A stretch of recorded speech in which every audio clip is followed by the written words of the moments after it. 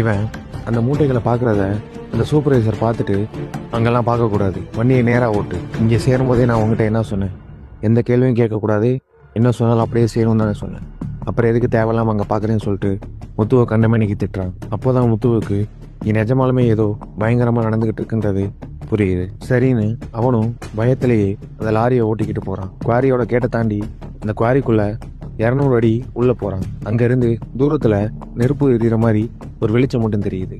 யாரோ மந்திர ஓதுற மாதிரி வாய்ஸும் அவனுக்கு கேட்குது. அவனுக்கு அந்த இடத்துல பயம் இன்னும் அதிகமாகுது. இருந்தாலும் சூப்பர்வைசருக்கு பயந்து அவன் இந்த லாரியை நிறுத்தாமல் போகிறான். அந்த இடத்துக்கு போனதும் அந்த சூப்பர்வைசர் அங்கே இருந்த 2 பேர்கிட்ட அங்கேருந்த லோடெல்லாம் இறக்குங்கடா அப்படின்னு சொல்கிறான். உடனே 2 பேர் அங்கேருந்த மூட்டைகளெல்லாம் இறக்கி வைக்கிறாங்க. அந்த நெருப்பு எரிஞ்ச இடமும் அந்த மந்திரவாதி இன்ன இடமும் ஒரு மலையோட உச்சி மாதிரி இருக்கும். அங்கேருந்து கீழே பார்த்தா இருட்டை தவிர வேற எதுவுமே தெரியாது. அப்படி அந்த இடத்துல அவங்க அந்த மூட்டையை இறக்குனதுக்கப்புறம் அதை அவுக்க சொல்கிறாங்க.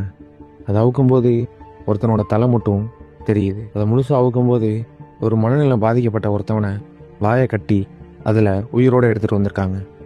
அப்படி எடுத்துகிட்டு வந்த அவனை அந்த மந்திரவாதி மந்திரம் சொல்ல சொல்ல அந்த குவாரிக்குள்ளே தள்ளி விட்டுறாங்க. இதை பார்த்த முத்துவுக்கு பயங்கரமாக வேத்து குட்டி நம்மளை தப்பு செய்ய வைக்கிறதுக்காக தான் இந்த 3 மடங்கு பணம் கொடுத்தாங்கன்றதை புரிஞ்சுக்கிறான்.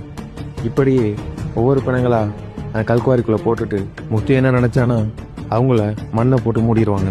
ஆனால் அந்த இடத்துல தான் ஒரு ட்விஸ்டே இருக்குது. முத்து அதை பார்த்துக்கிட்டு இருக்கும்போதே மேலேருந்து இந்த சூப்பர்வைசர் இந்த க்ரெயின் ஆப்ரேட்டருக்கு ஒரு சிக்னல் கொடுக்குறான். அதை கேட்ட அந்த க்ரெயின் ஆப்ரேட்டர் உடனே ரொம்ப வேகமாக அந்த லிவரை பிடிச்சி